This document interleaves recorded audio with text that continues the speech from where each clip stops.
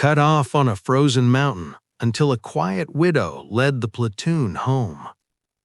The wind howled across the jagged peaks of the northern Alps, carrying with it a bitter chill that cut through every layer of clothing like knives. Snow whipped against the platoon's jackets as they huddled together on a narrow ledge, the path back to base obscured by blinding white. Lieutenant Marcus Hayes peered ahead, scanning the treacherous slope with eyes trained for danger, but even he could see that this storm was beyond ordinary. Every footstep risked giving way to hidden ice. Every gust threatened to push a soldier over the edge. He counted heads, adjusted packs, and tried to maintain morale. The mission had started simply, a routine reconnaissance of the northern ridge to assess enemy movement and secure supply routes.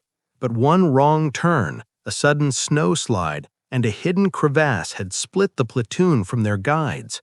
Now they were stranded, visibility down to barely a few feet, supplies dwindling, and temperatures approaching lethal levels. Each soldier knew that panic could kill them faster than frostbite or falls. From the back of the formation came a voice, low and steady, but carrying the weight of quiet authority. "Keep moving," it said. The soldiers turned to see an older woman emerging from a small, snow-covered cabin perched halfway up the ridge. Her hair was gray, tied tightly behind her head, her eyes calm yet penetrating. She wore layers of wool that looked aged but meticulously cared for. A widow, they would later learn, who had lived on this mountain for decades after losing her family to an avalanche many years prior. She carried no weapons, no radios, no modern equipment, just her knowledge of these peaks, her endurance, and an unwavering sense of direction. Lieutenant Hayes hesitated for a moment. "Ma'am, this is a military operation. We can't—" "I've led people down this mountain before," she interrupted, her voice firm but not unkind. "Keep moving, stay close, don't argue. The mountain doesn't wait for hesitation." The platoon turned to glance. They were trained for war, for combat, but this was survival in its purest, most merciless form. Marcus considered his options. Supplies were low. Half of the men were showing early signs of hypothermia. Every minute they delayed increased risk. He nodded, silently signaling the platoon to fall in line behind the widow. She led them through a hidden path, a narrow ridge that clung to the side of the mountain like a seam in a frozen quilt. Each step required careful placement, and she moved without hesitation, her boots barely leaving marks in the snow. The platoon followed in single file, trusting instincts honed in training, but guided by someone who knew the mountain better than any map or GPS. Hours passed. The storm showed no sign of easing. Visibility was a blur of white, snowdrifts forming into deceptive ridges, and every gust threatened to sweep someone off the narrow trail. Private Daniels, younger than most of the soldiers, slipped and fell against the mountain's side. He screamed, grabbing at nothing. The widow pivoted, reaching out with astonishing strength for her age, pulling him back onto solid footing. Not a word of reprimand, just steady hands and a firm glance that seemed to say, "You survive if you listen, nothing else matters." At midday, the platoon stopped briefly in a small alcove, sheltered from the worst of the wind. Marcus surveyed the group, frozen hands, chapped faces, heavy breathing, but all accounted for. He looked at the widow, whose face betrayed only faint fatigue. She had been moving through this storm longer than any of them had been alive, it seemed, yet she exuded calm energy. He asked, "How do you know the way?" She smiled faintly, a memory playing in her eyes. "Every ridge, every crevice, every frozen stream has a story. I listen to the mountain. It tells me where it wants us to go. If you fight it, it will take you. If you follow it, it will give you safe passage." The soldiers listened, absorbing her words not just as guidance, but as a lesson in humility. This mountain was indifferent to ranks, to medals, to courage forged in war. Survival depended on observation, patience, and trust in those who had spent decades understanding it. By late afternoon, the storm's fury began to abate, giving fleeting glimpses of the sun as it attempted to break through thick clouds. The widow adjusted her pace, signaling subtly to avoid a hidden patch of thin ice. One misstep here could have meant disaster. Lieutenant Hayes followed, grateful for her guidance, but also mindful of his own responsibility for every man under his command. He observed her closely, noting how she moved, how she read the snow and the wind, and silently recognized that this quiet woman was orchestrating their survival with precision equal to any tactical operation he had ever commanded.